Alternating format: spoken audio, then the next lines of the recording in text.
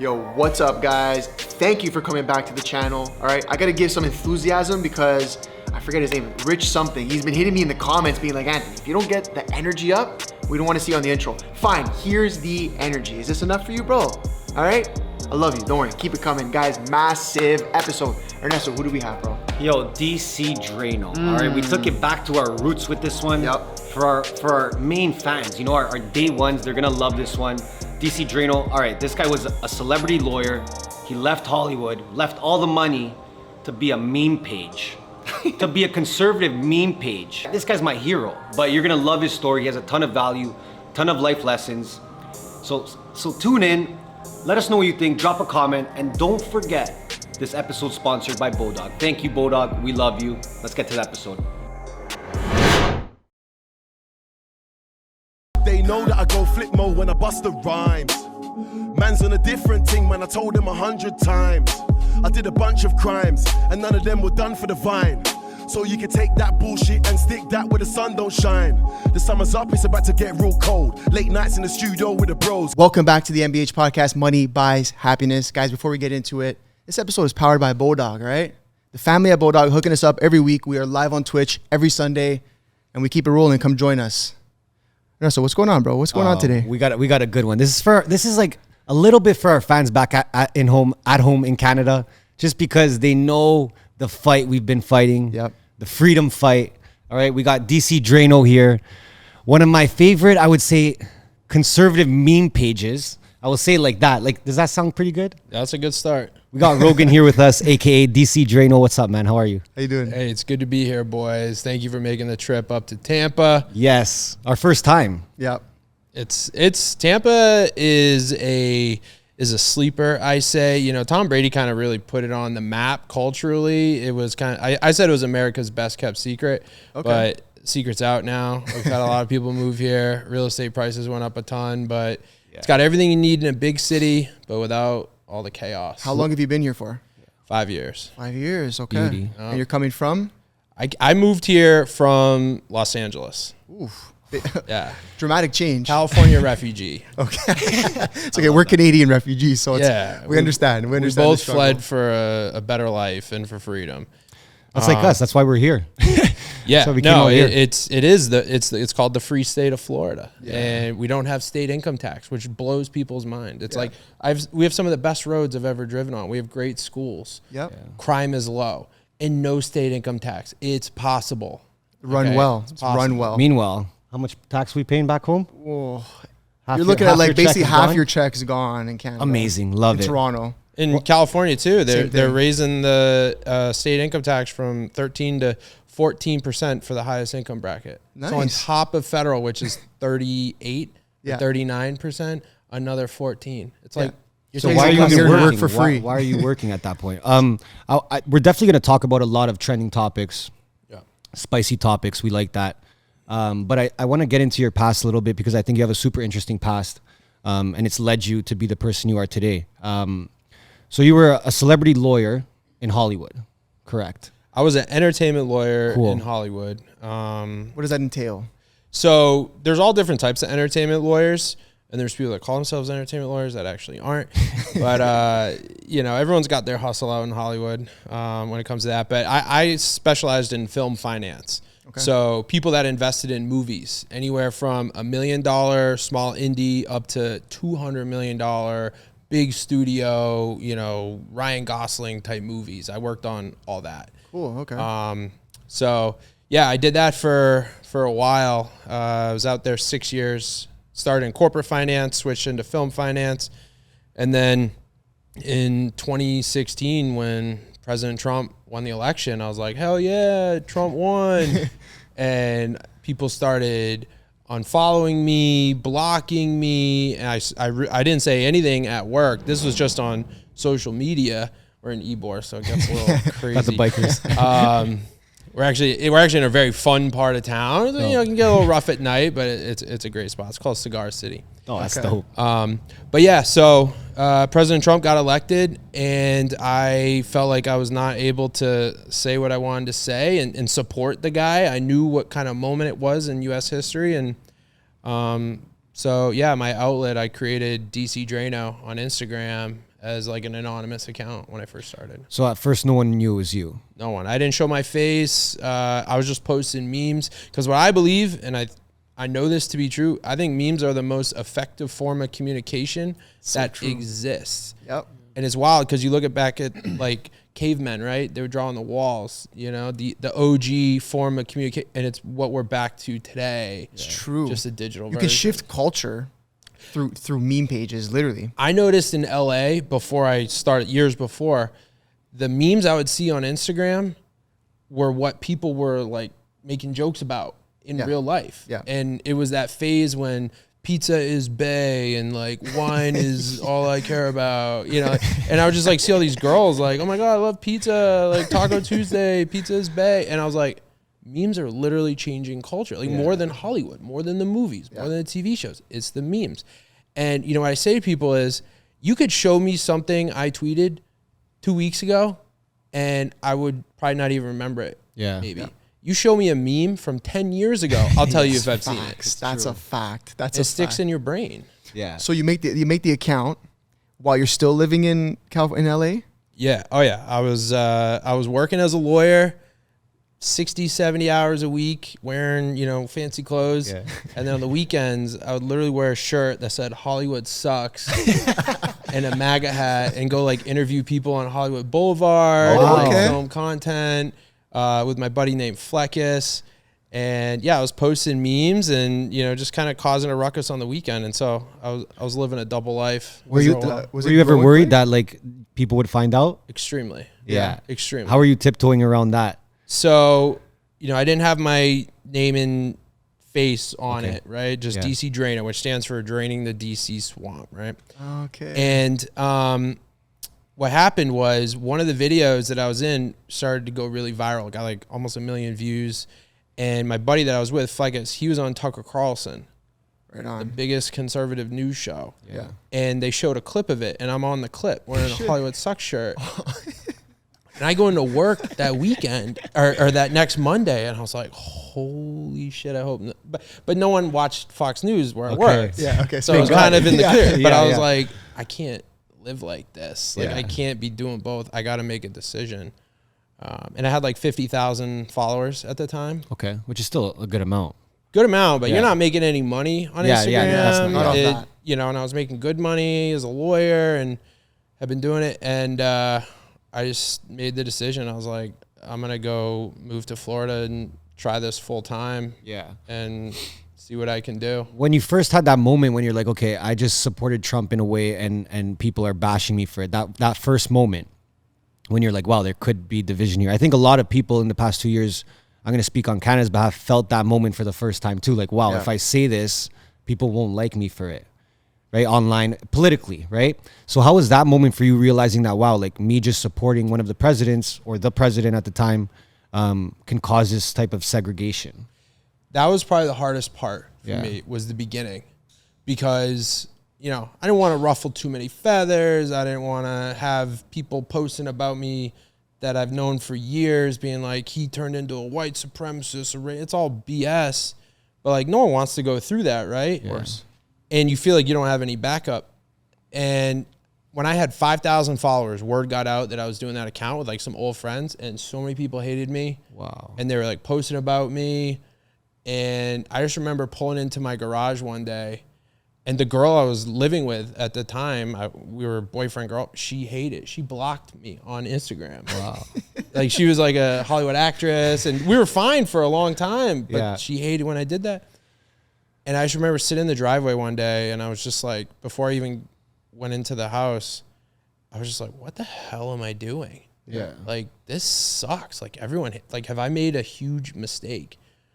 And I came upstairs, and she was like, why didn't you come upstairs? Or like, I heard you, the garage. I was like, I don't know. I was just like thinking about stuff. She's like, all right, whatever. But I was like, this is like going to change my life, but I have to do it. Like, I just felt like I was like, I didn't change. Yeah. They did. Facts. Yeah. And I was just like, I just got to do it. So you pick up, you move down here, Tampa right away. Did you come straight here? I visited for a wedding. Okay. One of my buddies. And I was walking around for like 2 days, and I was like, dude, this is amazing. Yeah. It's like all the best parts of Southern California without the traffic. Yeah. It's true. In the Hollywood. Even the energy I feel too, and I want to mention that because I think you mentioned it in a past podcast where you said California has just a dark energy to it a little bit, right? Satanic. Yeah. Southern Los Angeles. Well, we went to LA Los maybe, we've been a few times in the last couple months and we were just like, yeah, the energy's kind of off here. Like we felt it, right? Get off even the plane, yeah. And you even look around and you can like kind of see crime, which is crazy to say. Like we're seeing helicopters chasing cars and shit, and we're just like what's happening here? It feels like a dystopia a little bit. Dystopian. Yeah. No, it is, especially Hollywood itself. Yeah. Yeah, that's where we stayed. If you have ever been to Hollywood, it looks post-apocalyptic. Yeah. Yep. You know, you got like all the homeless encampments, you got graffiti.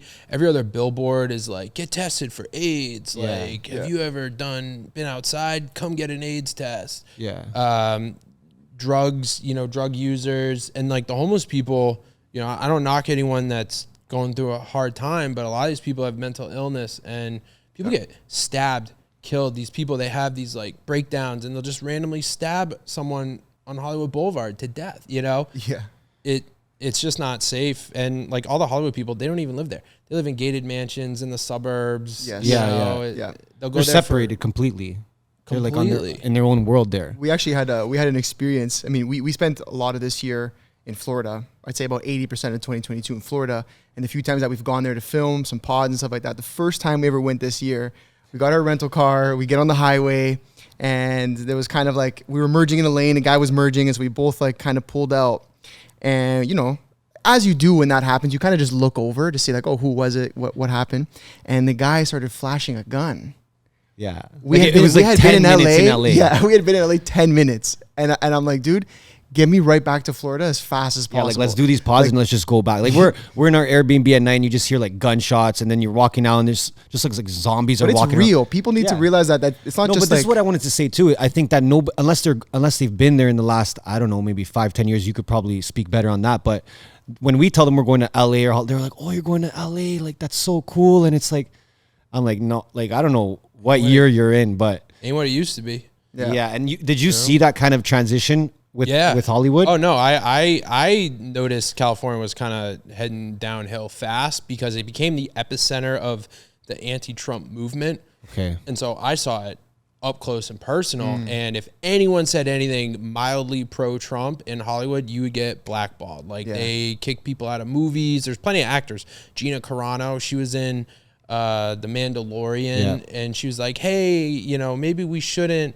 demonize an entire class of people, you know, people that didn't get, you know what, and they're like, oh, nah, like you're out, you know. She was a superstar, right? She's huge, so if you slip up, you're gone.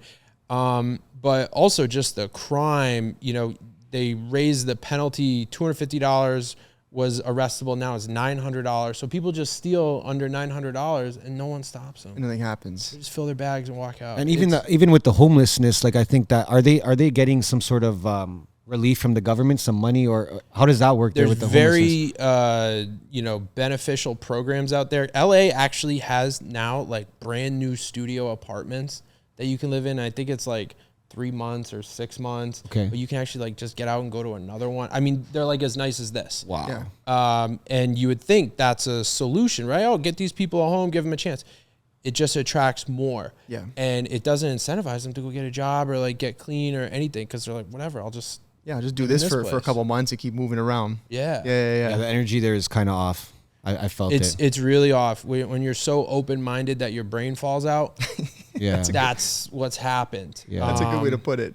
And then you had we saw like all the billboards with the shot, take the shot, saw billboards with people with the mask. Like it was everywhere. And it's very similar to Toronto in that sense. I think not as far gone as maybe California or Southern California, but it was like, it felt like this Toronto. is LA specifically. Yeah. You know, LA and San Francisco are the worst. Okay. San Diego's still pretty nice. Okay. You know, you still got some good areas. In inland California is actually pretty Republican. There's a lot of Republicans out there. Yeah. But it's really just like Los Angeles. Yeah. But it gets overpowered by LA, essentially. I want to go back to that point when you first started kind of speaking on your platform or putting yourself out there with your opinion. I think a lot of people we noticed as well back home, they were at that point where they're like, okay, I know what's really going on, but I'm not going to say anything. Or, you know what, part of my family feels that way, so I'm gonna shut up about it. What kind of advice would you give to that person? Because I know I was in that scenario myself, and I just couldn't shut up. I was like, no, I can't pretend like that this is okay. Well, what I will say, like I said, the hardest part is stepping your first foot into the water. Once you're in, it's the best thing ever. Yeah.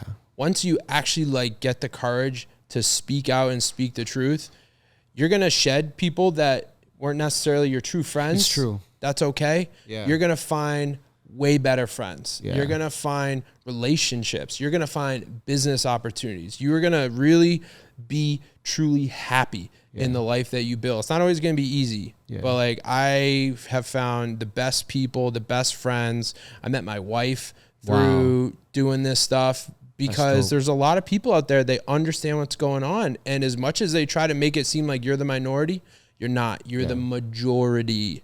You're the majority. They're just very powerful. They have censorship. They have election.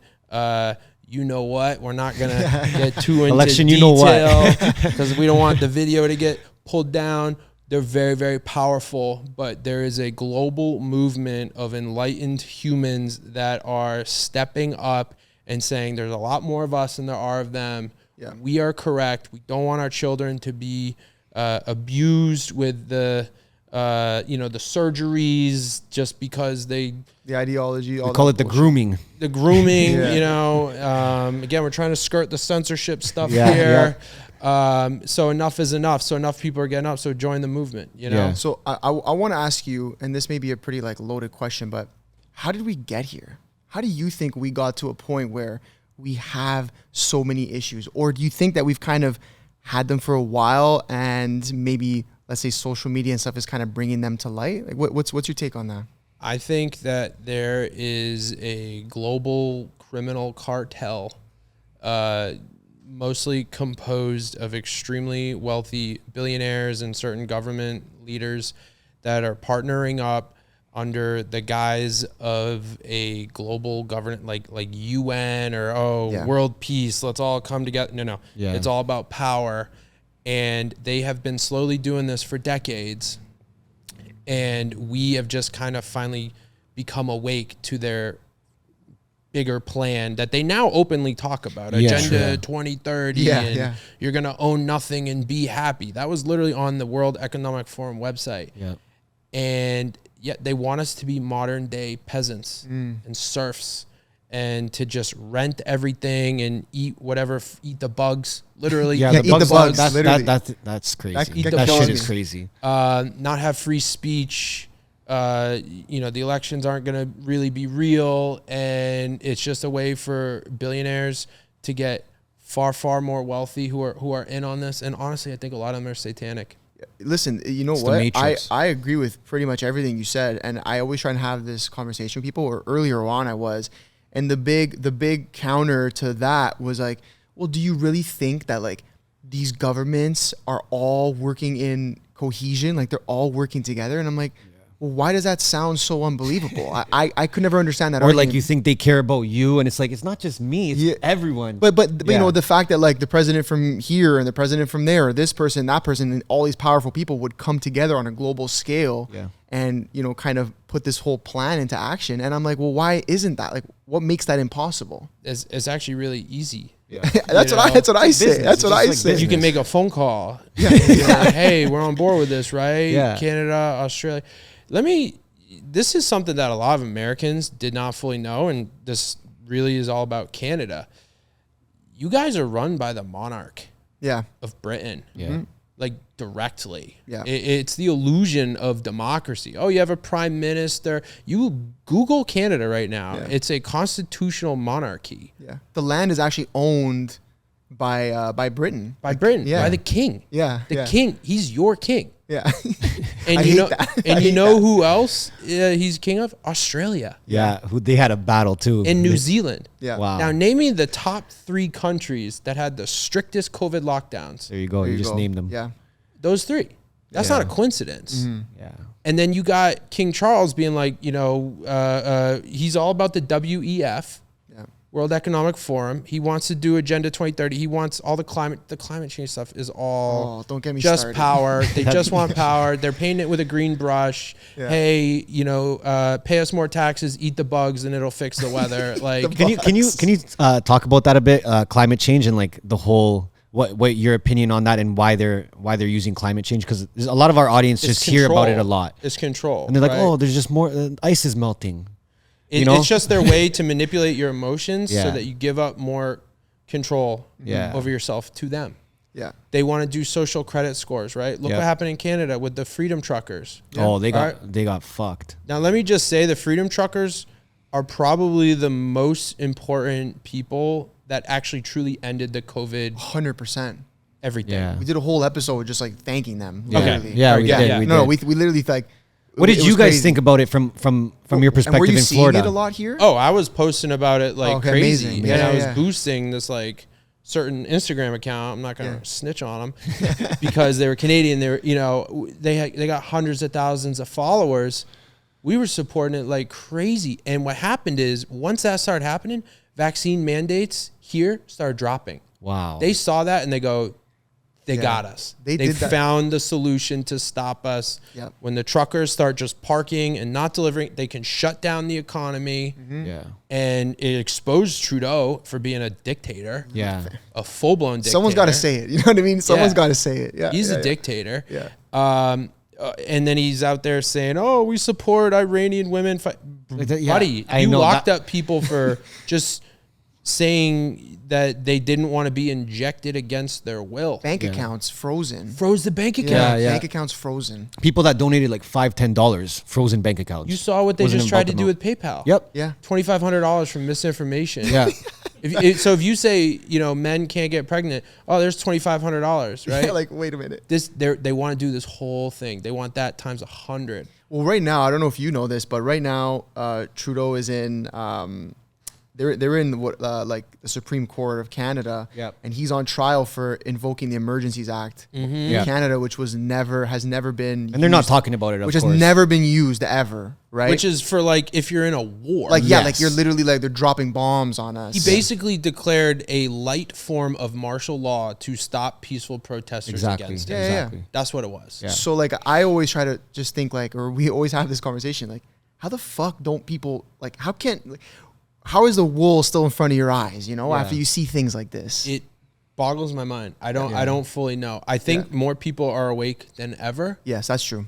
And this is a global movement and it's taking time, but we just saw in Italy, they elected a populist, in Brazil, they're about to re-elect one. Yep. We also re-elected one in 2020, but they stole it. Sorry. I love that. It's okay. Say it with your chest, man. Say it with your chest.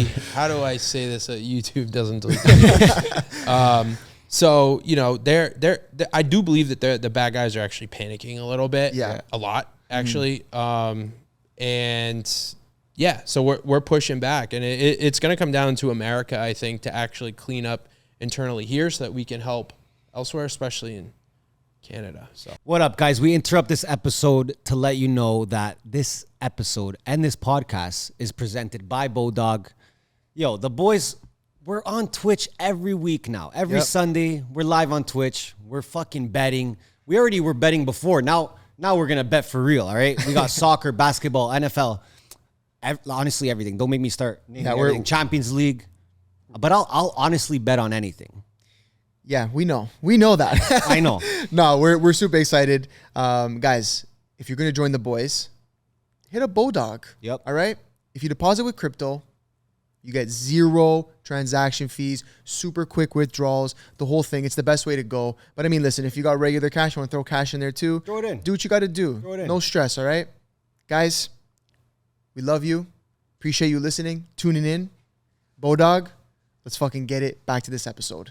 Yeah, I think a lot of these people in power, like when you talk about Trudeau, even Fauci, for example, like they're going up there and they're speaking about things as if like everyone is a fool, right? And I don't get that. Like that's the part where that really pisses me off because it's like, how can you? Then, like you said, they were around like, oh, freedom for Iran and stuff like that, but in your own country, it's a different story. They are are used to controlling the entire microphone. So Yeah. when we were growing up, we had, you know, MTV, we had the movies, magazines, etc. The next generation, Generation Z, they grew up on the internet. They don't have nearly the kind of programming that we did. And social media, this podcast, all this stuff, it destroys their ability to keep the wool over our eyes. And that's why they are censoring so hard. Yeah. I got my Twitter account deleted. Of course. Last year because I said we should audit the election. Yeah. Yeah. Look, that's I'm a lawyer calling for a democratic process to happen, and Twitter took me down. And you know what I found out? The government of California, where I'm from, was emailing Twitter Oh my God. saying DC Draino is spreading election misinformation. He's asking for audits. He thinks that there's fraud, and I got taken down for that. And that is not only North Korea, China stuff. Yeah. It's unconstitutional. Yeah. 100%. And so I have a lawsuit now. With Twitter, right? Yep, against Twitter, yeah. against the state of California. It's been going on for a year and a half. We're in the Ninth Circuit Court of Appeals. I believe that within the next 6 months, we'll have a decision from them, and we'll potentially be in the Supreme Court. Yeah. And this is going to really do some damage to the censorship, because when the government gets involved, they can't outsource it. Yeah. They can't launder their unconstitutional infringements to private entities. Oh, Twitter, you do it. Yeah. No, it's the same thing as if the government, and it makes Twitter what's called a joint state actor. Okay. So between my lawsuit and a bunch of other lawsuits, I believe within the next year that we're going to have major, major reforms for our free speech rights in America on social media. Yeah, well, that was my question, because I guess the argument with that is always like, well, that's the platform is a private business or whatever, and they can essentially, if they want to allow certain things on the platform, they can, right? And I always wonder, well, when does the line get crossed when, this real life decisions like elections are being decided using these platforms? Yeah. So, like, what's your response to that with someone who says, oh, well, YouTube can take down what they want, Twitter can take down who they want? They can, but when they're doing it at the behest of the government, Okay, yeah. That's what's happened, is the government has gotten so overconfident, and there's such a revolving door. So many of the people that work for Twitter, a lot of them were in the FBI. Facebook, a lot of them were in the White House. With them, they're all friends. They all know each So other. messed up. That shouldn't be allowed to happen though. They could literally call and be like, hey, and they've proven it. Like, the evidence is out there now. Yeah. It's just a matter of time until the courts, the high up courts, start making decisions. I think what's going to happen is they're going to be treated like public utilities, where if it's legal constitutional speech, you can't touch it. Yeah. And honestly, that's why they're so afraid of Elon buying Twitter. Yeah. True. Because he's not going to allow it to be a censorship. Is he going to welcome you back or what? Yeah, he Yeah. has said so he actually, there's strong rumors that, how he agreed to rebuy it? Yeah. They said, we'll cut a few $1 billion off the price if you don't allow Trump and the hundreds of thousands of conservatives that we've banned back on the platform. Really? So suspicious. Well, of course. I mean, that's... The money's not a thing for him. He actually wants it so that, because I think he's very pro free speech. Yes. I was gonna say, what's your take on Elon? Because a lot of people are like, yeah, is he trying to fool us, or do you think he's really in it? Do you think he's being genuine? I do. Yeah. I don't put full faith in anyone except God. Yeah. But Elon is definitely doing a lot of good things. Yeah. And I'll support the good things. He doesn't always do good things. Yeah. No one does. But Sure. Him buying Twitter, I think, he's a big free speech guy. He loves memes. Yep. Yeah. He loves kind of being a troll. So He's killed me. Some of his memes, like the one with Bill Gates. Oh, that one was With the pregnant one? dude, yeah. kills I me. love You love that. to see it though, but you love to see somebody at that level with that much power and money, using comedy. Because we always say, obviously you were saying memes is a good way to shift the culture and actually get information out. That's the same thing with comedy and stand-up comics and things like that. a lot of people don't understand that that's the way that culture gets shifted. That's the way the information comes out, and that's how we push, you know, we push the needle a bit. Look at Joe Rogan. Yeah. He left California, and I've definitely noticed a shift to the right. Like, he's kind of becoming like, yo, Democrats have lost their mind. Yes. Like, what is going on out there? Especially since he's a comedian. But once you leave California, Elon left California. He's more savage. You know, like I said, once you kind of take those first few steps into being unabashedly pro-freedom and saying, you know what, I don't care what you say. I'm going to live my life. I'm going to live the way I think is right. It is the best feeling. There's truly no better feeling. I feel like the definition of being, like, I think I said this a few days ago, but I think the definition of being a liberal or being on the left has changed dramatically, like in the past 10 years. Have you noticed that too? Because there were people that were just like, yeah, I'm a liberal. I want free speech. I want everything to be okay. I want everyone to speak their mind. And well, now they were anti-establishment. They were anti-big pharma at one point. Yeah. Right? And everything changed. Rage Against the Machine. Yeah, exactly. Is literally like, don't come to our concert unless you got big pharma. Proof that you took the drug. Well, Adele, however you say it, she just announced that she is not allowing anyone who's unvaxxed in her concerts. Did she really say that? Yeah, it was on Twitter. Jesus Christ. Adele Daily doesn't Mail. surprise me that much. No, but Rage Against the Machine. Yeah, of course. They're literally Rage for the Machine. Yeah. Yeah. Change the name. Just switch the Like, name. Rage alongside of the Machine. It's crazy to me. Yeah. But we had one of the lowest jab rates in the world. Yeah. The United States. I think Canada is actually like north of 90%. Granted, you guys couldn't even get it like on a train. Well, you couldn't do go anything. anywhere. You can't go anywhere. You couldn't leave your house almost. Like we were very There close was to just no point in leaving your house. that. You could just do like grocery stores and like just essential. and like we have it's called Shoppers Drug Mart, which is like where you buy like your fucking aspirin and shit like that. It's like So- a CVS. Yeah, CVS, exactly. And then we have the LCBO, which is our liquor board for Ontario, which is like our state. And they were open, of course. Yeah.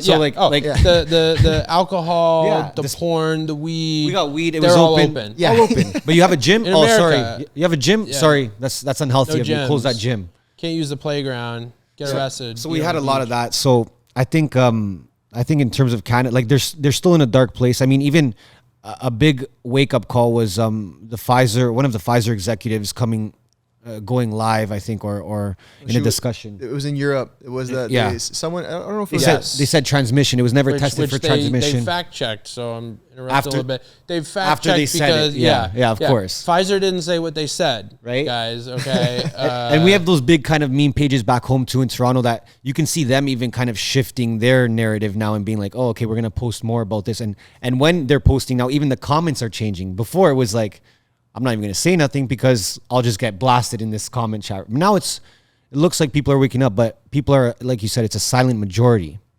it is. where people but will speak online, You but know they- what I will say, especially since we're on the Money Buys Happiness podcast, Yeah.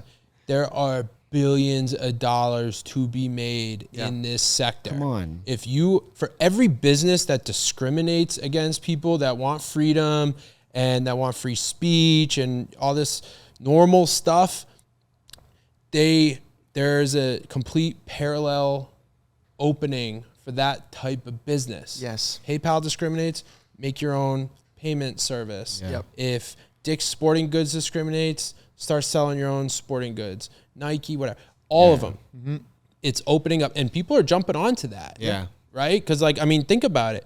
Look at the engagement. When you talk about freedom stuff on social media, it's the most engaged stuff. They had to turn off the dislike button on YouTube because people were ragging on Biden so much. yeah, it was It's where Biden, the yeah. energy is. Yeah. So get involved. we were talking yesterday. We were on another podcast, and we were saying how if you're making, it was with some content creators on the conservative side as well, and we were saying if you're making this content now, like you are thinking so far ahead because the tide's already turning, but when it makes the full turn, you are gonna be like so far ahead. If people, So like, well positioned. so well Yes. positioned. Media companies, other content creators are going to be trying to catch up. Mm-hmm. But people are going to look back and say, "Fuck, DC Draino's been saying this since 2016." I'm sure you get that a lot too. You know, right? it's 2026, and like here people we are. message you like, damn, you were right.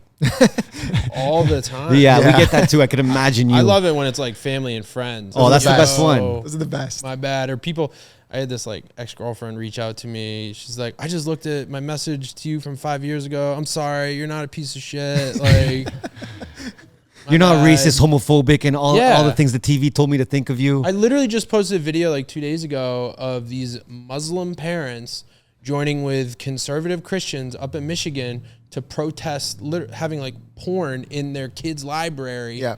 And I was like, this is what they're most afraid of. Yeah.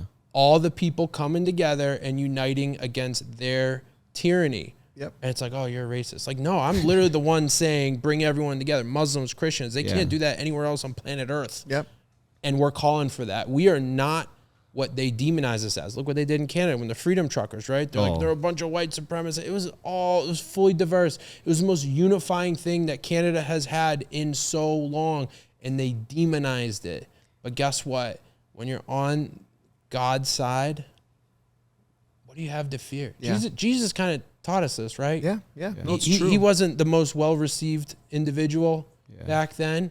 He stood up for what was right, and they killed him. Yeah. But he showed you stand strong for what you believe in, and that's the path of righteousness. You're building up your treasures in heaven, not here. Yeah. And your legacy will last forever.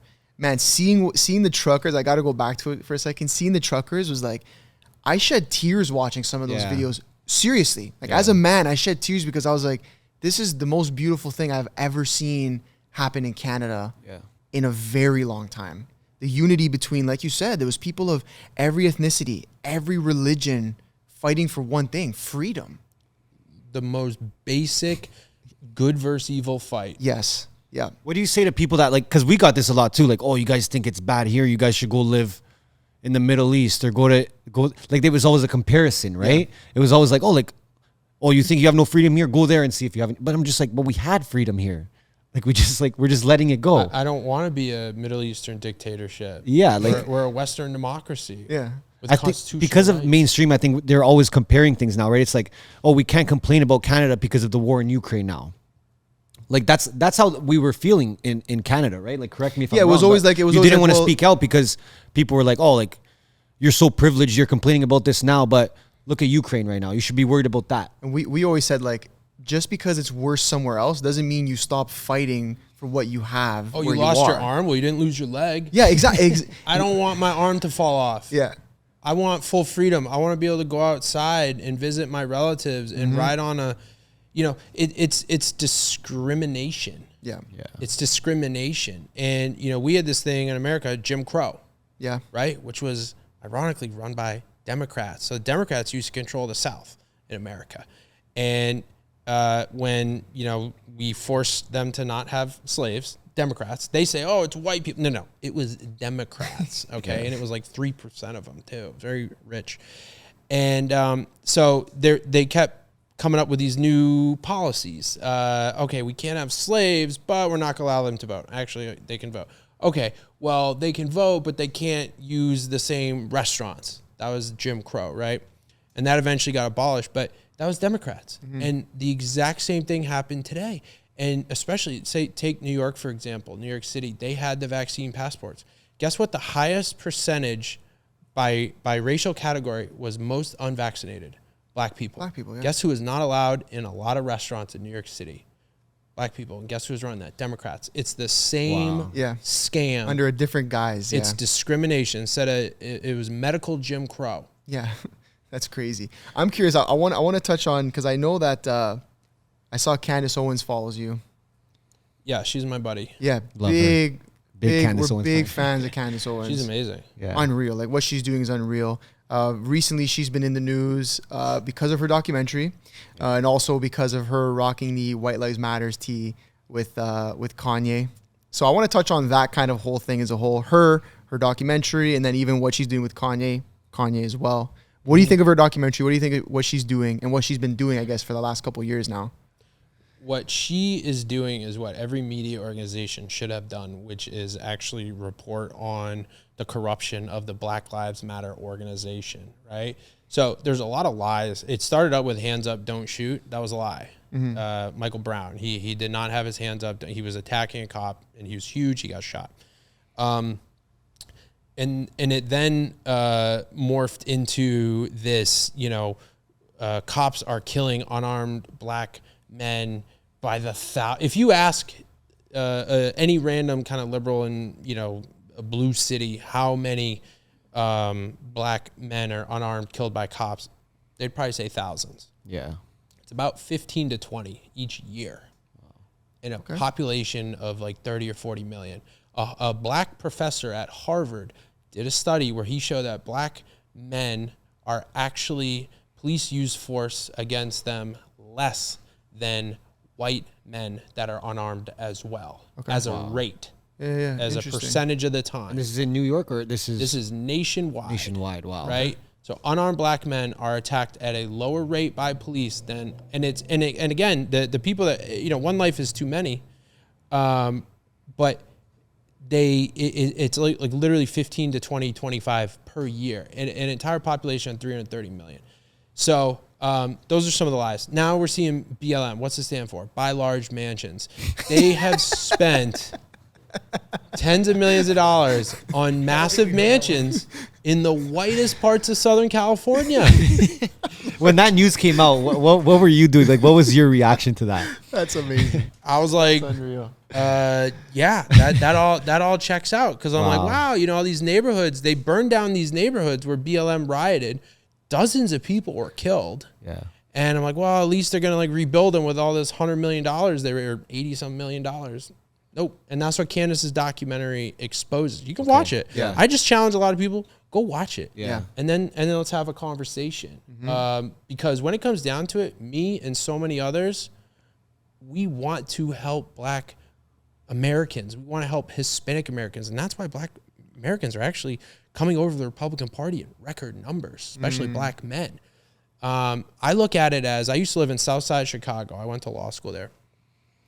Democrats have been in charge of black neighborhoods effectively for the last 50, 60 years. It's all gotten 10 times worse. Yeah, there's no progression. So why would they vote for, why would they keep putting the same people in charge? More black babies are aborted in New York City than are born. Kanye said that. Over 50%. That's a stat. That's a stat. And Planned Parenthood, if you go into a black neighborhood, you see a Planned Parenthood every few blocks. The founder of Planned Parenthood, Margaret Sanger, was a known eugenicist. You can look up her words. She believed that inferior people should be exterminated. She founded Planned Parenthood. And she literally planned, she says, we need to bring in black doctors to convince black people that what they're doing is a good thing. The black community used to be against abortion. I'm telling you, this is all like the real truth. Yeah. And so me and so many others, we woke up.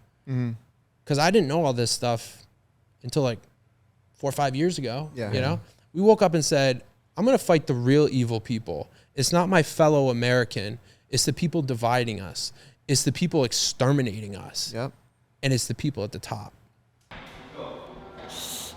Coach! Yo, coach, I need some help. I got you. Full send, B12, energy support. That's exactly what he needs.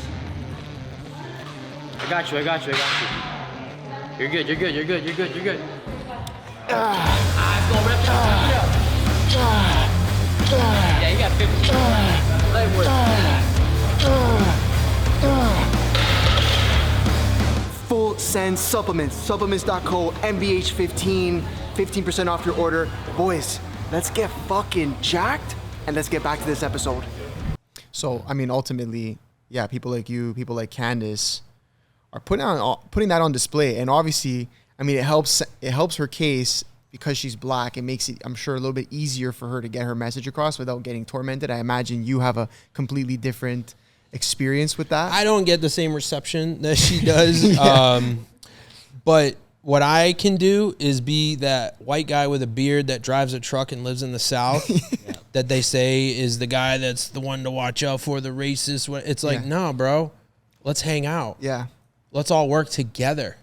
Let's give your kids a better education. Let's put more police in the streets so your kids are safe enough to walk to school. Because I've gone in the bad neighborhoods and I've talked to these people. You know what they say? We want more police.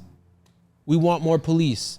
People are getting shot. Chicago's a war zone. Yeah. Baltimore, Philly, LA. Yeah. Defund the police is the most racist policy out there because it's harming black people more than anything else put out there right now. Damn.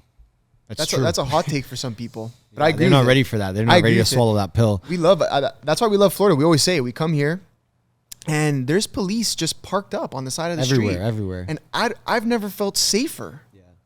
And it's also, so they call it the Sunshine State. It's also called the Gunshine State. Yeah. We have the most carry concealed permits Love that. of any state in the country. We beat Texas a couple years ago. Now, Texas has open carry. So you don't necessarily need a permit to just wear it on, but if you want to have it concealed. Now Texas is a constitutional carry state. So we have about 18 states that you can just carry a gun. Yeah. As long as I think you're a citizen. I don't know. But Like out in the open, like just have one? concealed. Concealed. Okay. Florida's probably going to pass that eventually soon. But yeah, it's a very heavily armed state. We respect the police, and we're a stand your ground state. You know, Yeah. if someone pulls a gun at you, you don't have to like run. You can just start shooting back. Yeah, I mean, no one ever wants to get in that situation. Of course. But Well, we back home in Toronto, we were having a massive issue in the last, I'd say, 6 to 8 months. Has been cars being robbed, like specific cars, Range Rovers and stuff like that were worth a lot of money.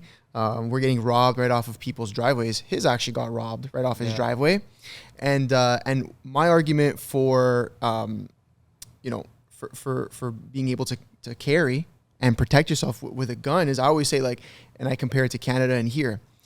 If you're back home in Toronto and you're a criminal who's thinking about stealing a car, if you know that the consequence is your life, you probably won't take the risk to commit the crime. we just had Hurricane Ian, which was one of the most devastating hurricanes that ever hit America. And I posted a video of a sign in a really destroyed neighborhood that says, "Loot here, die here." And it got 250,000 likes. Yeah. And the next day, Governor DeSantis gave a press conference and was like, and by the way, anyone thinking of looting here, just know that we're a Second Amendment state, and I wouldn't want to do that. They've arrested, I think, like 10 looters total, but there's been like almost no looting. Because people are like, I'm not even gonna bust try into someone's house. They got a gun, then it's an armed society is a very polite society. Yes, that's the quote. That's You the know? quote. Yeah. More good guys with guns, less crime. Because think about it, if a bad situation happens, oh my God, guy's got a gun or he's gonna kill. What are you doing when you call police? You're just calling someone else with a gun. yeah, It's true. Why don't you just do it yourself? yeah. You know, like legally, know the laws. But that's our philosophy, especially in the South, but all over the United States. Yeah. Well, in Canada, they're saying that they're like, oh, get rid of guns, ban guns, and it's like something's gonna go wrong. You're gonna call someone with a gun. But the bad guys are gonna find ways to get guns no matter Well, what. even most of the crime is from illegal guns. All of it. All of it, right? All So of it's it like is. when they say that, it doesn't make any sense to me. I want to talk about censorship a little bit. When did you first encounter censorship online? Was that with the Twitter? I mean, that was the first time. That's the only account I've had deleted. Deleted completely. Like, I actually really try to paint within the lines, because I say I would rather be 60% effective on an issue, getting the information out and play the long game, than be 100% effective on an issue and get banned. and get banned. Right? Yeah. We just are fighting a long fight to get more rights on the internet. Yeah. I am 100% confident it's going to happen, probably within the next year, at the latest 2. And so we're all just kind of like waiting, and we're hoping the Congress will pass some laws to protect us. It's the most important thing. So the censorship, I mean, it really wasn't that bad until about 2018, when they started to do like fact checking, and that's when they got rid of like Alex Jones and Milo Yiannopoulos, whatever. And a lot of people were like, well, they're kind of out there a little bit, whether you agree with them or not. I'm not going to say too much. And the big tech companies looked around, and then it ended up getting to the point where they banned the sitting president of the United States. Yeah. Like within 2 years, it fast tracked all the way to that. Which that always blew my mind. Like, if they had the opportunity and the power to remove the president of the United States, Scary. like, yeah, it's insane. How did we even get to that point? Like, It shows how panicked they are. yeah. You know, they just raided his house in Mar-a-Lago. Yeah. You don't do that because you're strong and you're in charge Yeah. and you're in command. Yeah. You do that because you are petrified of this movement finally cleaning up what I believe to be the most powerful evil force in the history of the world. And I agree with that so much, and I have this conversation all the time with people. They're grasping at straws right now because they know people are waking up on a global scale. That's every country. Go back to the truckers for a second. That movement was heard around the world. Yeah. You had news stations from Europe, South America, you know, talking about it. It was heard, and the awakening is massive. And speaking of the awakening, I just want to go back to Kanye quickly. What do you think about what Kanye's been up to? He has been going fucking mental, to say the least. Good or bad, I don't know. I have certain opinions on certain things. Obviously, the White Lives Matter thing was a massive statement that he tried to make with Candace. But he's been saying some like really deep state stuff. Yeah, I literally was driving over here and I was like, I'm just going to kind of let that whole Kanye thing play out a little bit before I dive into it. And then you guys are calling me out. Sorry, Like, bro, let him say one more thing and then you'll decide. I'm so curious to If hear. there's one thing white guys love talking about, it's the issue of White Lives Matter. Yeah. We're kind of not allowed to have an opinion on that. So I've personally stayed out of that because, again, I'm trying to play by the censorship rules. Like, I know the booby traps they set. I think what Kanye is, I actually talked with someone close to me. I go, I think there's some bigger plan here. Like, because Elon posted a picture with him and Kanye and it said, like, the party's, it's about to get a lot more fun or something. Mm-hmm. Elon wants to make this app called X, which is the everything app. So I don't fully know what's going on. Okay. Kanye buying a free speech app sounds like a good idea. Yeah. I'm on Parler. It's a little slower than the other apps in terms of engagement. So I think it's actually going to bring a lot of mojo to it.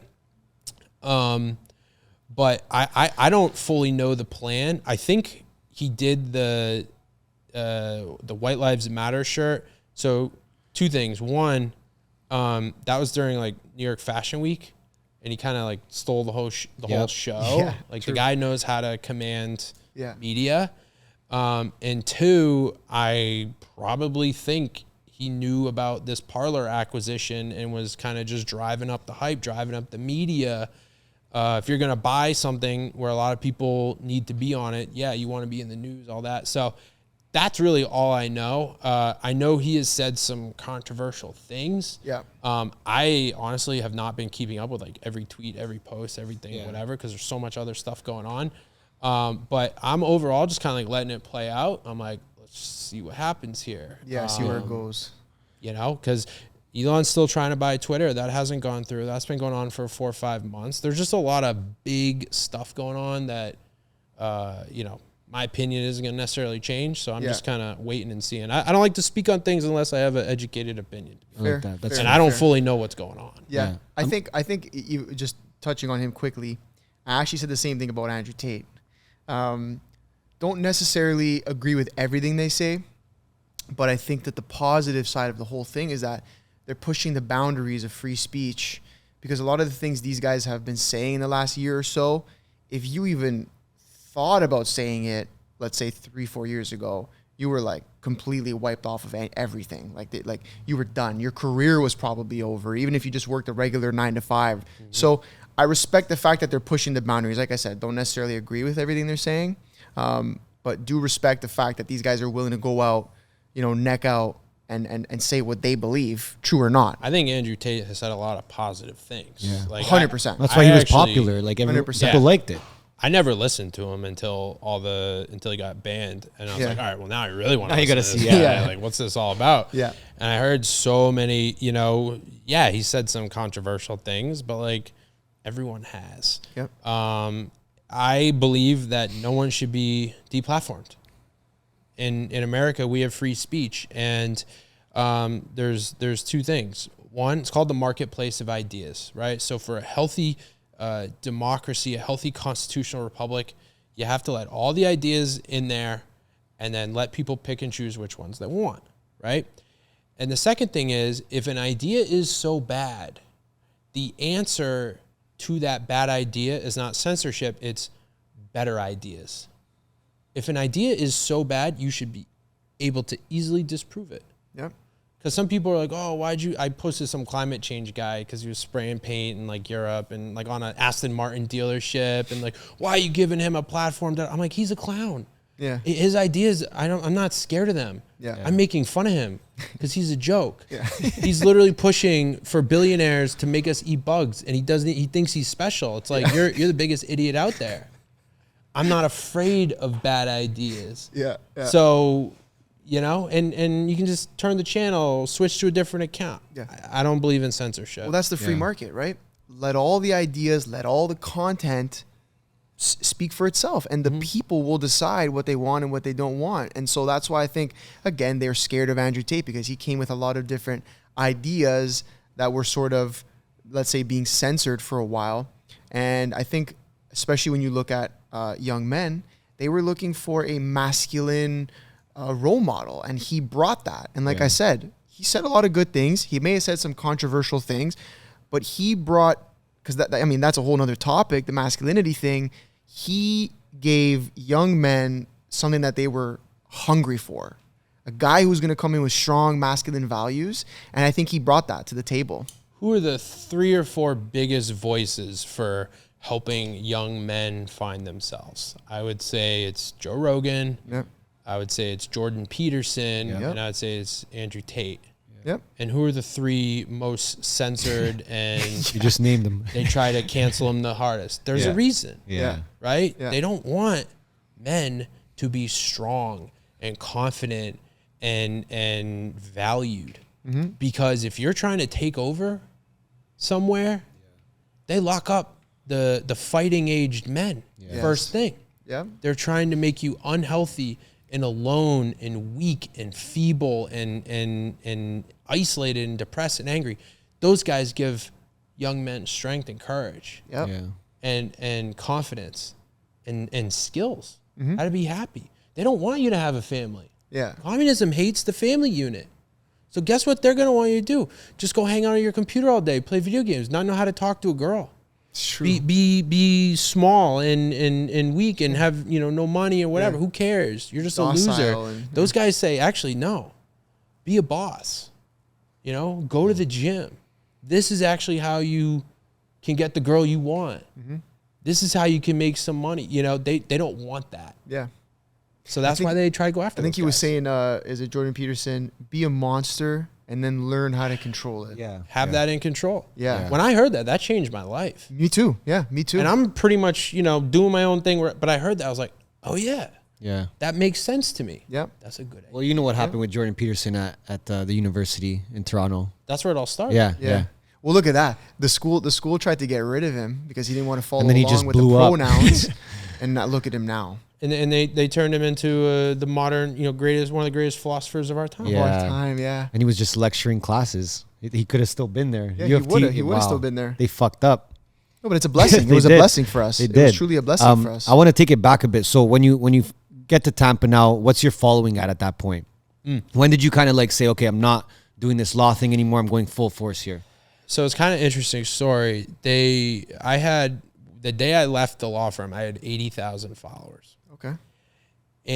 But I had put in notice. I was there for, as a lawyer, you don't just kind of you finish out your deals, your cases.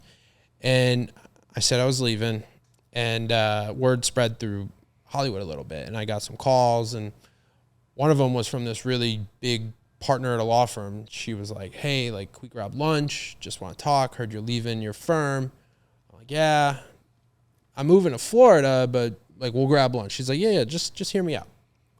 She asked me, and she was like, what's your market rate right now? I said, well, all in, it's about 400,000 is what I could get in another job at my seniority. And she's like, how about this? $500,000 and I make you a partner at my law firm. Wow. In a year.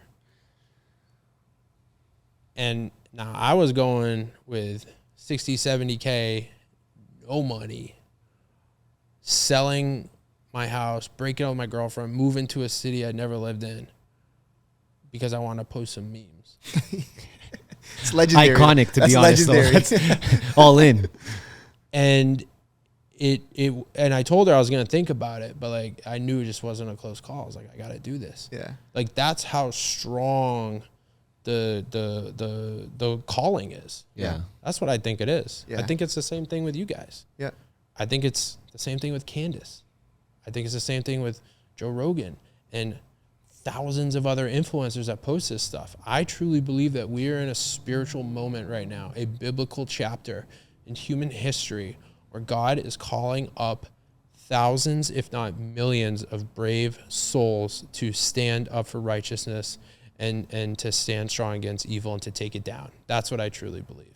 Man, I could not agree more. I could not agree more. It's just crazy to see. Like, we've never seen anything like this. Yeah. So unprecedented. Like, the amount of there's always this argument: is social media good? Is social media bad? Obviously, there's pros and cons to everything in life. Nothing is going to be 100% good.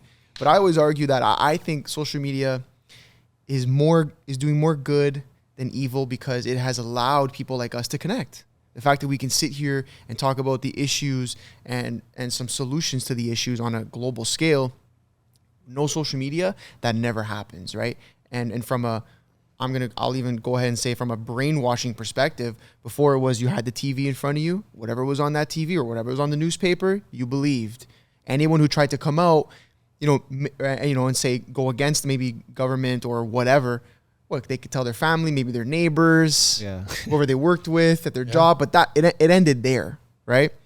Social media has given us the opportunity. Like, look at you, 2.5 million followers on Instagram? Yeah, Instagram. About that, yeah. Like, Crazy. that's insane, and you can get your message across. And like you said, you're doing God's work.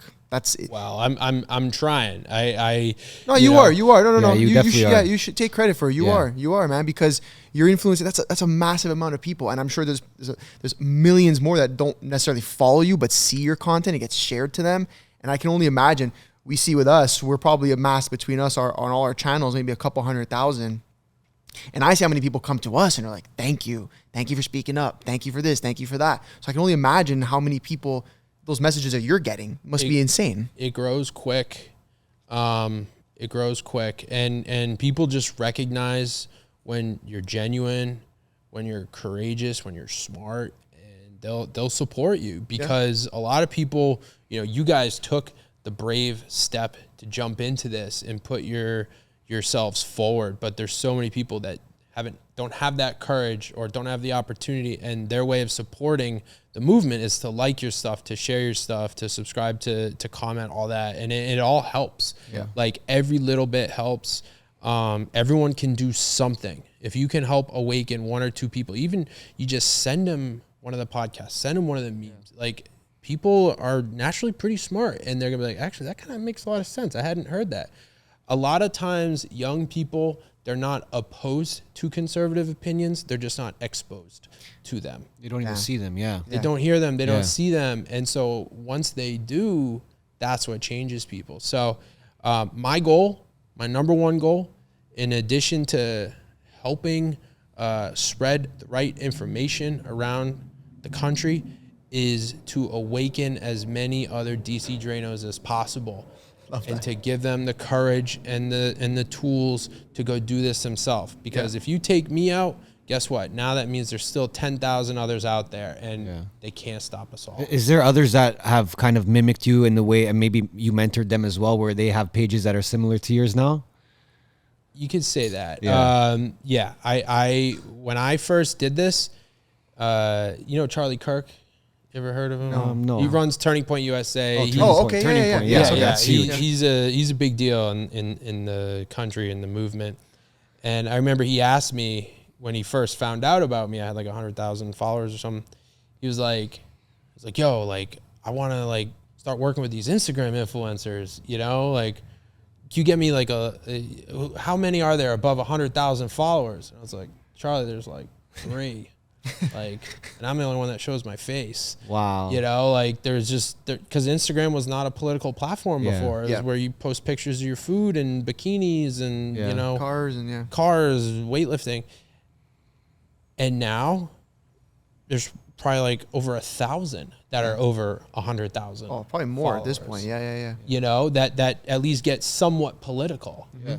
I didn't necessarily do that, but I think I showed people, hey, a lot of people like this content.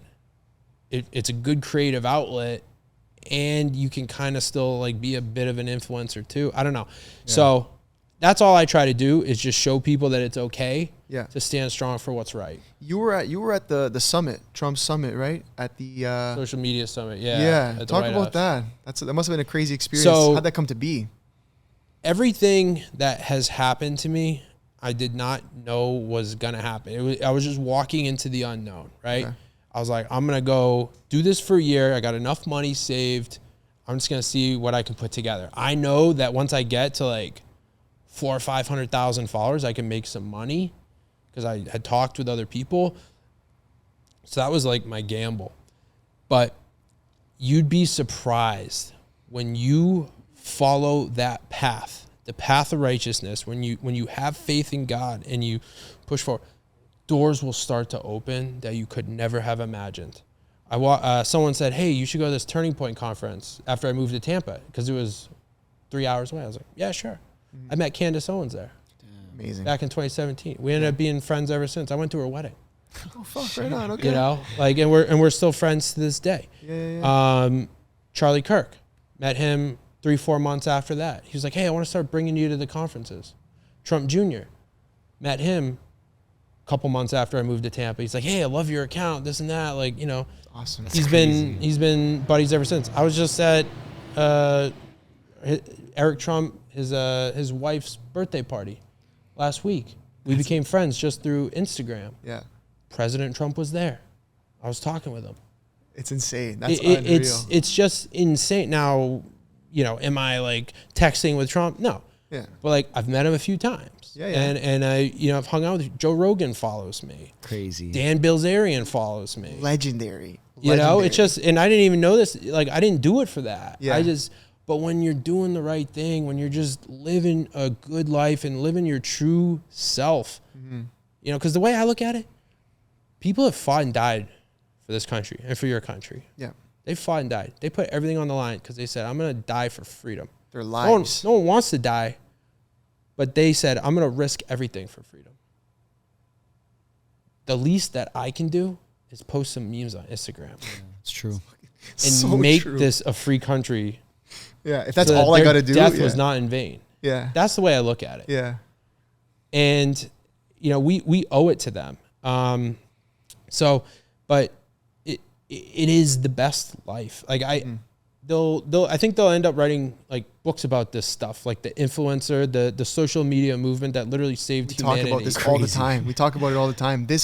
We always say like turning point in history. Yeah. And what side do you want to be on? The right side? It's biblical. Yeah. Yes, it's true. It's true. It's true. Biblical. It's bigger than people understand. Yeah. We are like 5 to 10 years of humanity are happening in like 1 year now. Like we just had the worst pandemic in human history in terms of the lockdowns and honestly probably in terms of the number of deaths. Although I think like the black lung or the black flu or, you know, all the stuff in the medieval times. But this is crazy. Like we're on the verge of World War III. We're trying to stop that. Yeah.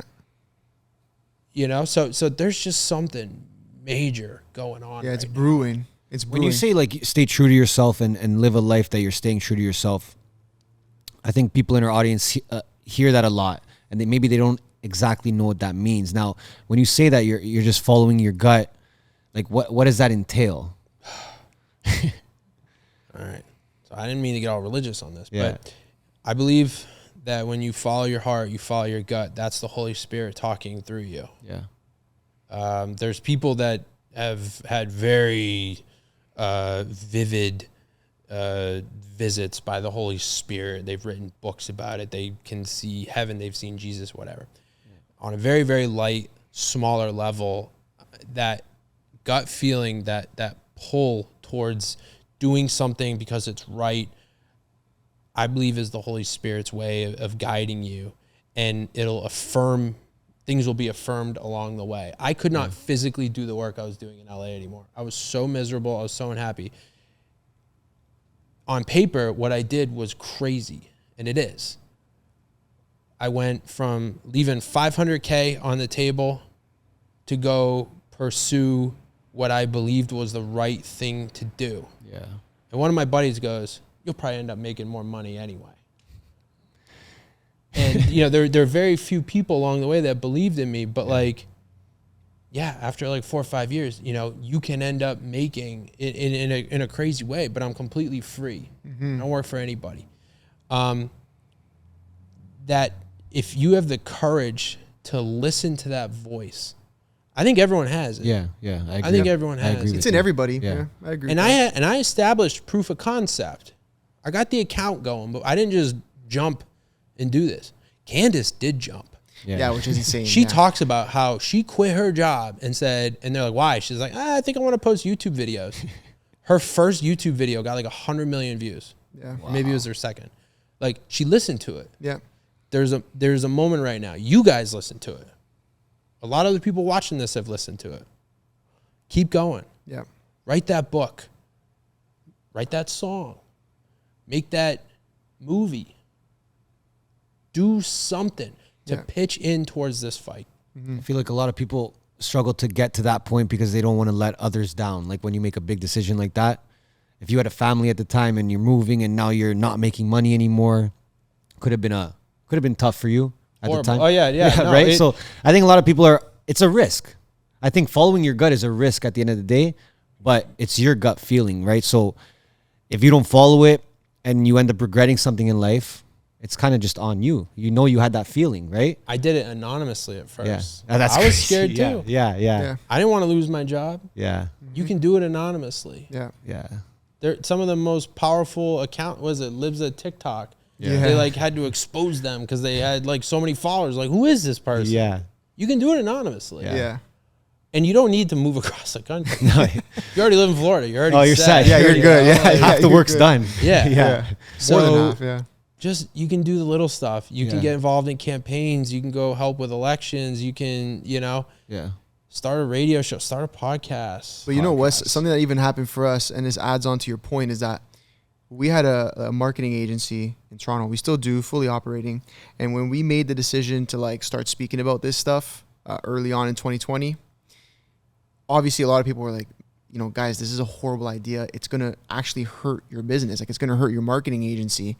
And we were willing to take that risk. We go, you know what? Anybody that doesn't want to work with us because these are our views, we don't want to work with them either. Yeah. And truthfully, as soon as we started speaking about this, I'm telling you, not even months, our revenue skyrocketed. We had so many new clients because a lot of the people who were in power of businesses that were making money that could afford to pay us to do their marketing had similar beliefs and maybe just weren't speaking about it and didn't know that we felt that way or had these opinions. It wasn't even about the marketing at that point. They were just like, you guys. Yeah, we want to work with trust you. Whatever we you trust guys, you guys are honest. You're giving you're brave enough to say what you want to say. You're the kind of guys we want to work with. Yeah. And further to your point of it will all come, but you got to be honest with yourself And take that first and step. take the step. Yeah. You got to take that first step. Think of the rock stars of the 70s and 80s. Yeah. They got tons of hate. Yeah. Look at what Eminem started. I mean, you guys might be too young, but like, No, but we yeah, watched no, the we know, movies. we know. Yeah. hi, my name is, everyone's like, yo, that guy's like talking about hitting his wife. Like, we Yeah. got to get him banned, all that stuff. And he's considered the greatest rapper of all time. Yeah. You have to break the rules Yes. if you actually want to make a difference in this world. Yeah.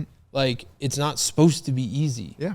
What's it called? Of course the shortcut is difficult. If it were easy, it'd be called the way. Yeah. Like, like it's supposed to be challenging. That's all the best stories are about overcoming those challenges. And yeah, we are in this moment in history where every major institution, the media, schools, the newspapers, Hollywood, the government, all the big tech companies, they all want you to think and say a certain thing and be a certain way. Yeah. When you defy that, you are the rebel. You are the outlaw. And it's actually the majority. of people are there.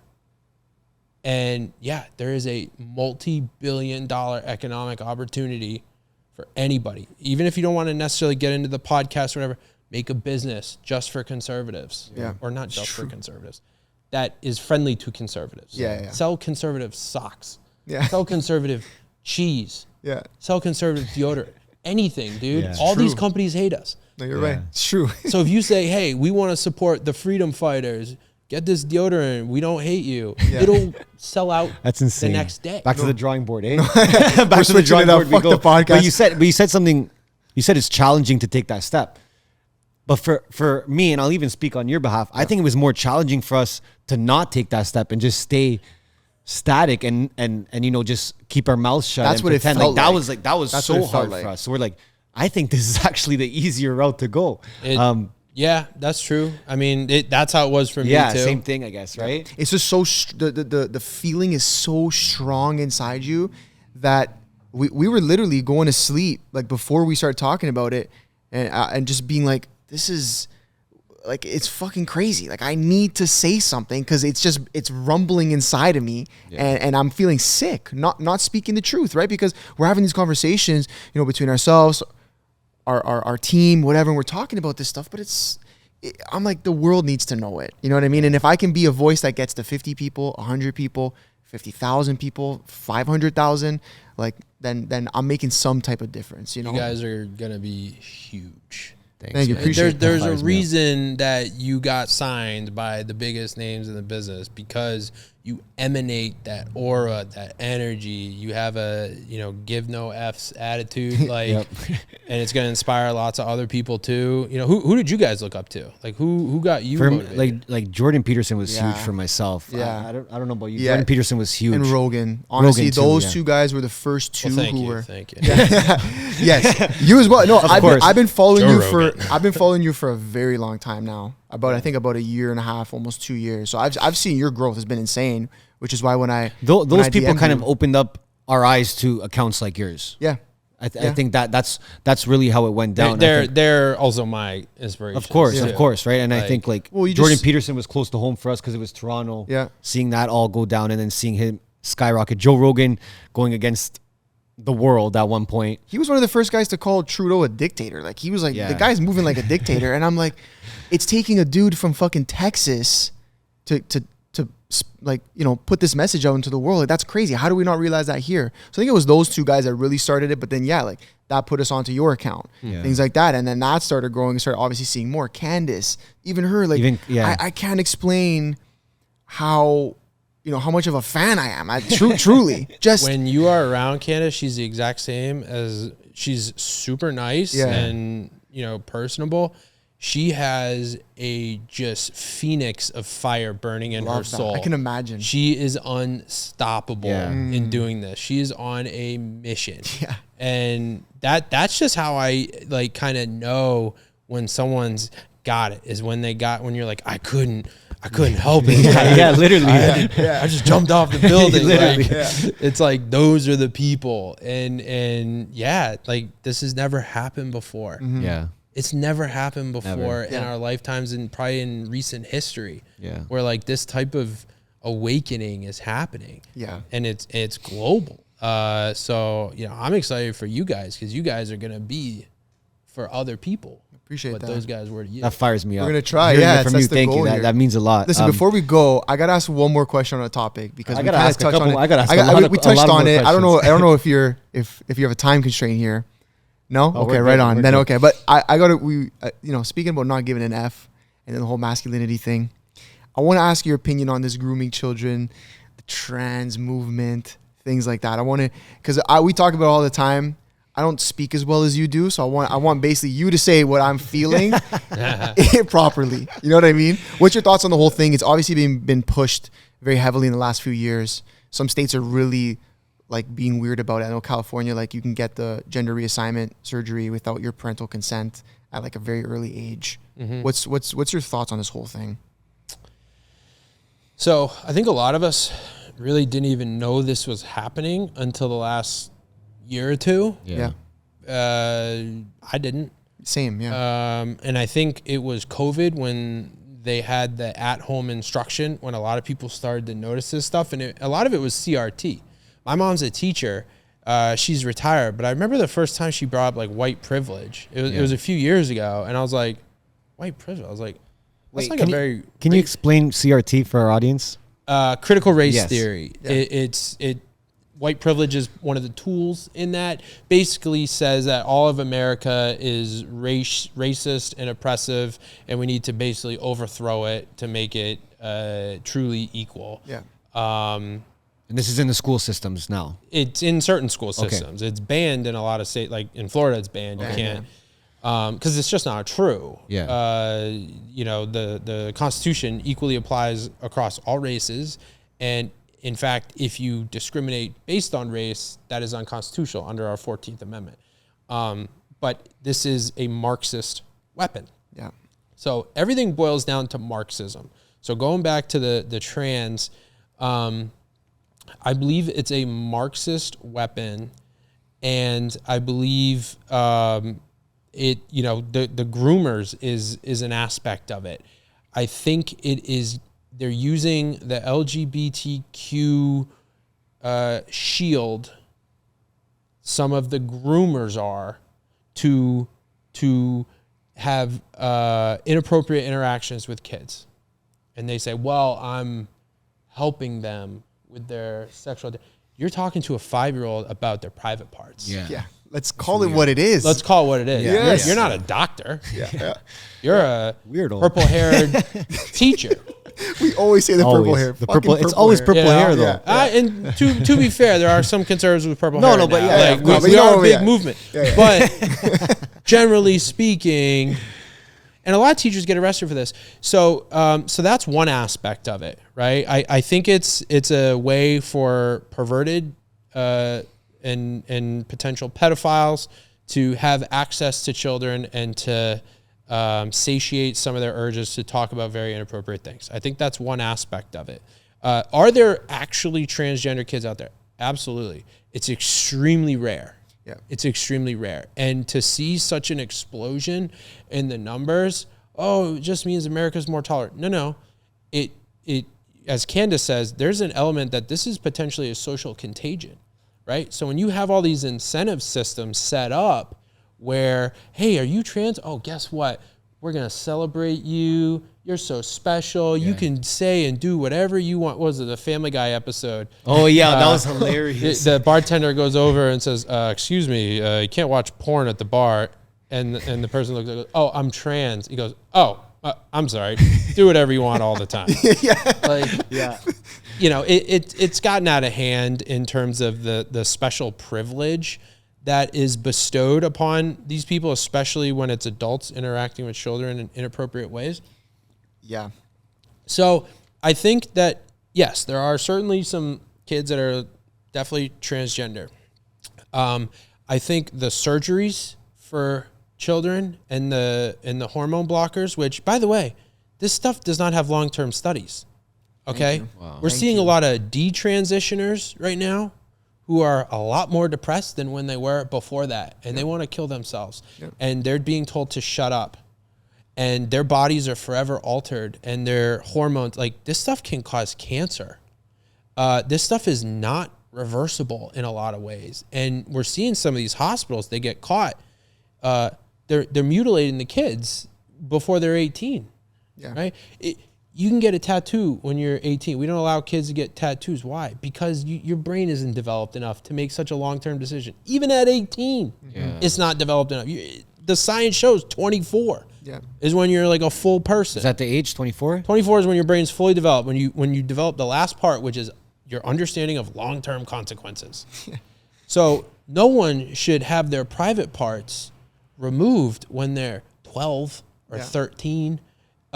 Or take drugs that will literally prevent them from being able to have kids. Yeah. The person you are at 14 is a lot different than the person you are at 40. Yeah. And so I really think, in Florida, we stopped it up until like 3rd or 4th grade. You're not allowed to talk about it. That's between parents and kids and doctors. But overall, I think there needs to be more limitations to just pump the brakes on this stuff so that kids have a chance to grow up and make the decisions as adults. Well, you made a good point about the social contagion thing. And I think it's Bill Maher, I think on his show. Could be Bill saying Maher, it. yeah. Bill, yeah. Who was saying how he was talking about this whole trans explosion.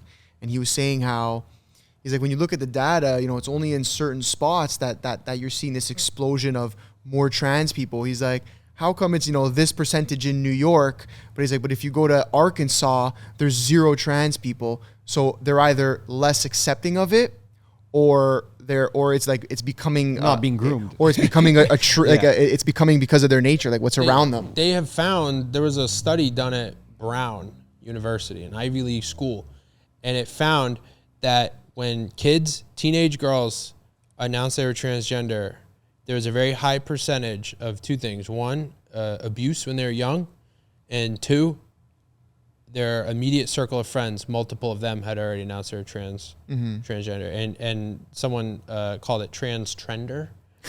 And they also said once they take him out of that circle, that the rates actually go down. You know what happened? They forced him to take down that study. They made him delete it because they said it was transphobic. Of course. A PhD was not allowed to leave that study up. They had to depublish it. Isn't like, I mean, that's fucking insane. I think isn't the statistic that the highest rate of suicide in the LGBTQ community is in transgenders? That's what they say. That's their kind of emotional blackmail that they use. If you don't do this, they're gonna die. That's what they say. Yeah, but I think that I think one could argue that you actually got to see it from the reverse. Yeah. That if this group is having the highest rate of suicide, what we're doing isn't working. Yeah. No? Well, and there's a very high rate of suicide for people that regret going through the procedures too. Yeah. Which no one talks about that part. Yeah. So someone said, why do we push them into surgery so quick? It's like if someone was anorexic, we don't do liposuction on them. Yeah. You try and get therapy and get them in a healthier place where they're more comfortable with their bodies. And again, once you're an adult, you're kind of free to do whatever you want. Of course. But when it comes to the kids, I think we need to be their protectors to stop them from making permanent decisions based on irresponsible, irrational, or extremely ideological people that have control over them.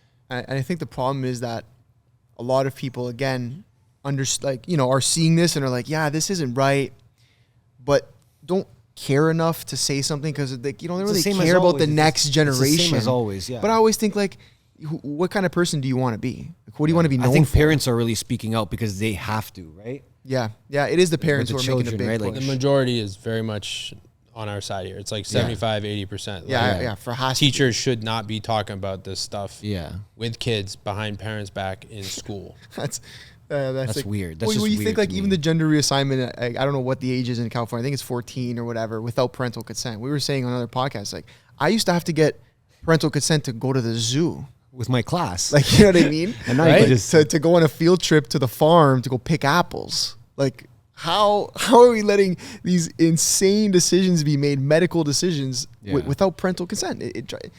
There are evil people out there. Yeah.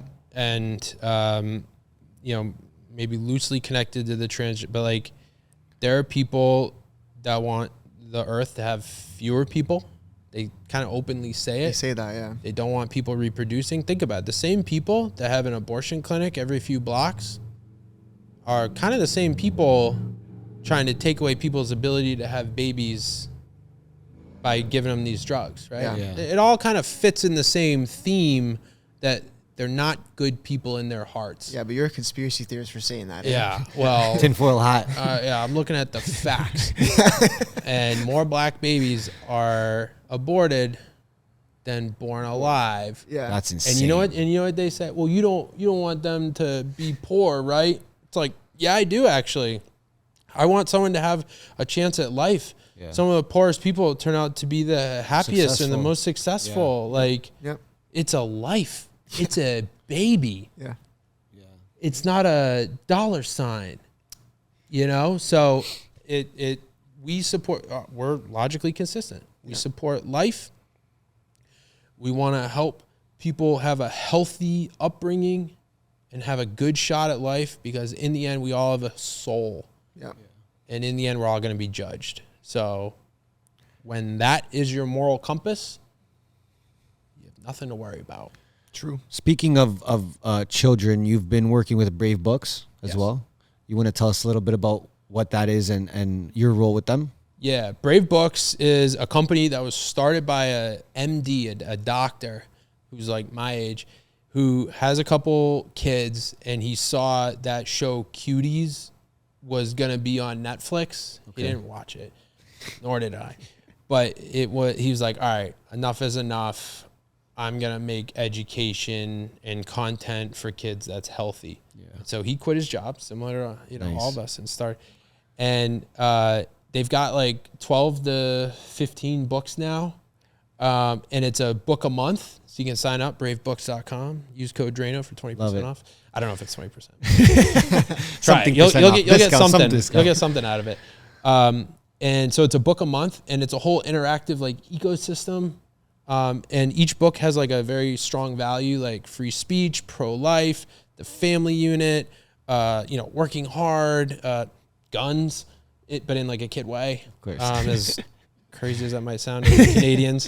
It's going to sound crazy to them. Yeah, but just, the importance of having weapons to defend innocent people and yourself and things like that. So my book is about free speech. It's called Unmuzzle Me, Please. I love that. Which is a play on forcing kids to wear masks too. Yep. That's disgusting. Yep. It's abuse. And so Trump actually has, Kash Patel has 2 books that Trump has endorsed. Oh, right on. And one of them is called like Hillary Queenton and the 2000 Donkeys or something. It's a play on the whole 2000. But like Trump's endorsed them, and they've sold like thousands of copies. So it ended up like really kind of blowing up. Dinesh D'Souza has a book. Dana Lash, the Hodge twins. So everyone kind of has their like one book. Yeah. And mine was about free speech. How was that? Did you enjoy doing that? It was awesome. It took like 9 months. I mean, it was, they did most of the like the illustrations and stuff. I can't really do anything with that, but we talked about topics, and I was like, I really want to focus on free speech, and we came up with this just kind of cool kid story. And then I went out and filmed with them for a couple of days, and there's all this interactive stuff. When you like scan the QR code, it'll like show me on a computer screen. It'll be like, hello, agent, 426. I'm Rogan O'Hanley, and we're going on an adventure. Like, It's amazing. very cheesy, but good for kids. the kids. Yeah. And I tell them about free speech and the Constitution, and then it's like a puzzle that they have to solve. It's Cool. It's just awesome. Very colorful books. My cousins love them. Was that the first time you kind of written anything like a book? For like a real book, yeah. I've that had people tell me to write books. Yeah, I was going to ask you, is that something that you plan? Yeah. I've actually been writing a book.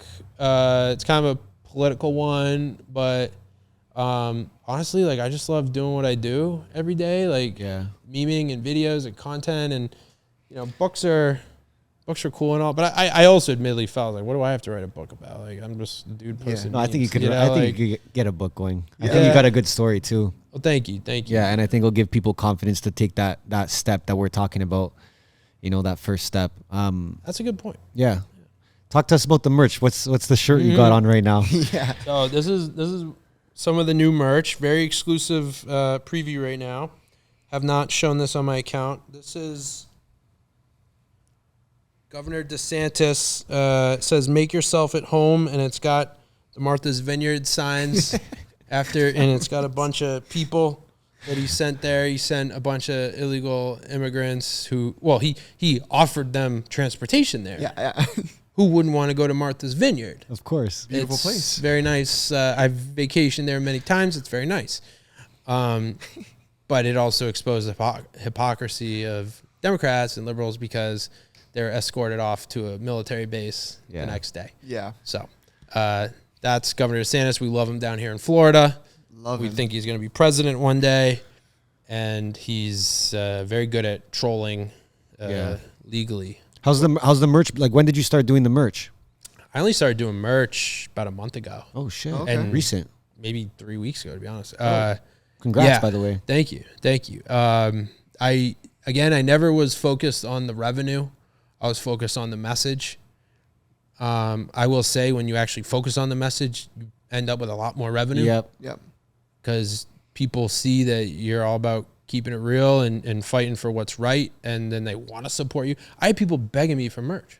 Like, yeah, they please probably. I was gonna say. put out some merch. My wife was like, I just want to wear like a hat that says DC Draino. Like, please. Because I was like, I don't know. I don't want to like push merch on people. So now I'm doing some merch. So, you know, different stuff. We're still kind of in the experimental phase. I've had some stuff. I like I said, I haven't even shown this one yet, but, you know.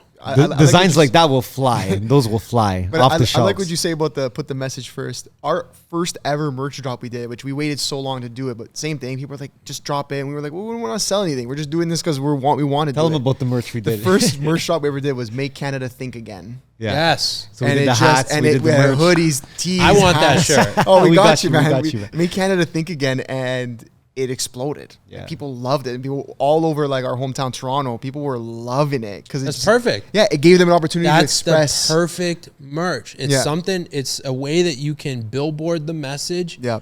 But that's not too in your face. Yeah. Yeah, that was the first one we did, and people fucking loved it. Like, they loved it. That's Bring that amazing. one back. Yeah, I know. We do. Make America Florida. That was That's unreal. that's coming. That's amazing.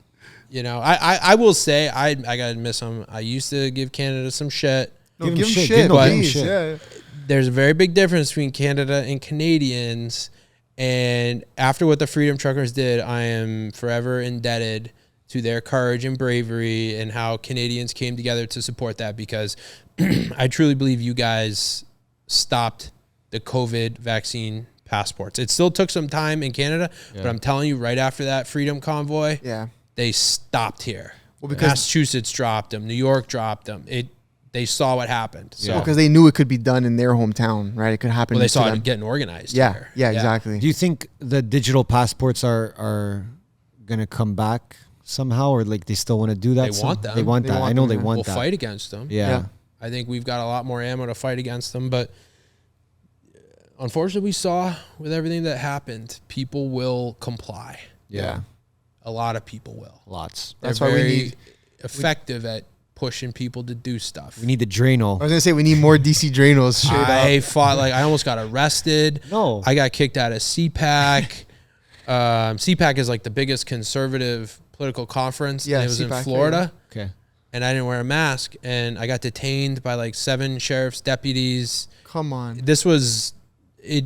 Florida, they got rid of the state mandate, but certain counties, Democrat counties. Yeah.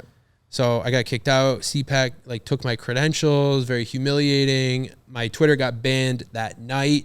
It was a bad day. Well, I was gonna say, yeah. But now I'm in a lawsuit with Twitter. We're gonna win, and I'm gonna buy a boat with the money. And it's gonna say Twitter money. I love that. On the We're gonna throw a side. party on that thing. We're gonna throw a party. I'll bring it down to Miami. Let's Yes. go. Um, Twitter money, unreal. and yeah, CPAC ended up inviting me back, and now has me as like a headline speaker. They're like, "Hey, we're kind of like Yeah. sorry about how that worked out." Yeah. It Like, always comes around, man. dude, just stay true. Stay true. Yeah. I was like, I'm not wearing a mask in Florida. yeah. This is the free state of, and got kicked out, almost arrested. But yeah, I got retweeted by Trump for not wearing a mask. I was posting on Twitter, like, so yeah, I'll fight that fight again, no problem. We did that in Canada. Canada, like, if you Oh, were Canada's- outside, do it in like, Canada, if you you were were outside brave. without a mask, like, people looked at you like you were crazy. Me and this guy walking into places with mask mandates, no mask on, in the airport, no mask on. People were looking at us like we were fucking insane. I'm like, dude, you guys Like are we the were crazy grandma ones. killers or something. You guys look crazy, not Yeah. us. We're fucking normal. You Yup. guys are the fucking weirdos. Read the air. Yeah. What do you think? What do you think is the biggest or most important thing you've learned about yourself? Let's say in the last 3-4 years. Honestly, it's that when you have full faith in God in your path, He will provide for you. It's that best sums up everything that's happened, because there's times when the money was running out, when I didn't think I'd be able to get through something, and then just doors opened. Yeah. There's times it happened recently. Some guy was offering me money for like an advertisement. I was like, this doesn't feel right. Doesn't fit your vibe. And it was a lot of money. And I turned down money all the time. You know, it's like, I can't, like, it's not ethical or something, you know? And then boom, the next day, way more money was offered Yeah, for yeah. a legit thing. Yeah. So Right on. it's those types of things. You get rewarded when you do the right thing. Yeah. God will test you, or you will be tested. Yeah. Yeah. And that's the number one thing I've learned. And the second thing is, like I said, when you focus on the message and the authenticity, doors will open, people will come in your life. I remember I was in Tennessee early last year, and I was there filming on the Candace show. It's like as a guest, and I got a text from my friend who's like, "Hey, like so and so reached out to me. They're my friend, and Jason Aldean wants to meet up with you. He saw that you're in town. You know, Crazy. I was like, yeah, sure. And like we got like chips and salsa and some beers, and I offered to pay. He's like, I got it, bro. And you know, we ended up becoming friends. Like, been to his house. You know, like Yeah. hung out. A bunch of other singers. Like, I never thought about that. He's like my favorite country artist. Yeah. You know, 20 Legend. years at least. Yeah. Legend. Like, it's just, you're going to come across a lot of similar spirits in this journey, big and small. Yep. And I can tell you, I am truly happy Yeah. with doing this. No matter the risk, no matter the suffering that sometimes comes with it, I'm truly happy. There's a deep joy that if I died tomorrow, I did what I wanted to do. Yeah. That's good. It's beautiful. Oof, this was a heater. This How hit long home. we go, G? Where we at? Let's hit home. This might be touching our longest episode. Guys, if you're not already following him, Yeah. DC_Draino on We'll IG. plug him in. We'll plug him in everywhere. No Twitter as of yet, but he'll be back. I'll be back. He'll Elon's be gonna back. welcome him back. And when I'm back, I'm still going to be suing. We go. We come. Oh let's yeah. go. Okay, dope. Twitter money. We're gonna be on the boat, eh? Twitter We're coming money. on the boat. It's gonna be on Next the pod's boat. gonna be on his boat. And we'll have do a that. blast. We'll Yes. Yes. Yes. Thank you for coming on the show, man. Yeah, We man. appreciate it. This was a dope chat. I think everyone that's watching is gonna enjoy this. Yep. Yep. If you haven't already subscribed, subscribe now. Hit the like button. Drop a comment. Yep. Let us know what you think about the episode. Yeah. And on that note, once again, Bodog, we appreciate you, love you. Episode's powered by Bodog. And Jay,